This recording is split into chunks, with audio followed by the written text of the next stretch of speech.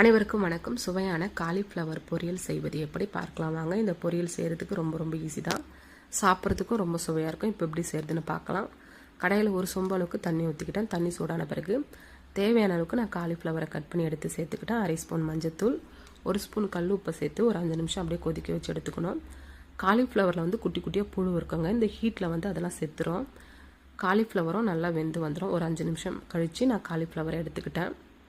எல்லா காலிஃப்ளவரும் நல்லா வெந்து வந்துருச்சு. கடாயில் தேவையான அளவுக்கு நான் எண்ணெய் ஊற்றிக்கிட்டேன். எண்ணெய் சூடான பிறகு ஒரு பிரிஞ்சி இலை, ஒரு மராத்தி மொக்கு, சின்னதாக பட்டை, ஒரு கிராம்பு, கொஞ்சமாக சோம்பு, கசகசா சேர்த்துக்கிட்டேன். கட் பண்ணி எடுத்து வச்ச வெங்காயம், தேவையான அளவுக்கு கருவேப்பிலையும் சேர்த்துக்கிட்டேன். வெங்காயம் வந்து நான் 2 எடுத்துக்கிட்டேன்.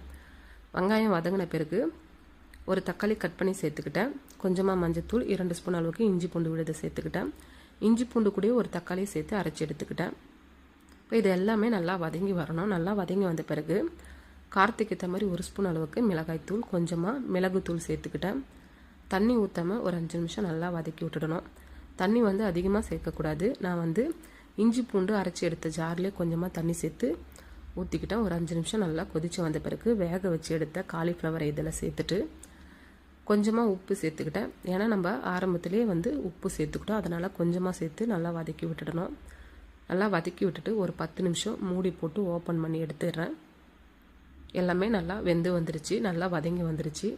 இப்போ கொஞ்சமாக கொத்தமல்லியை தூவி கலந்து விட்டு எடுத்தால் சூப்பரான சுவையான காலிஃப்ளவர் பொரியல் ரெடி ஆயிடுச்சு. நீங்களும் இதேமாரி ட்ரை பண்ணி பாருங்கள். தேங்க்யூ. ஃபாலோ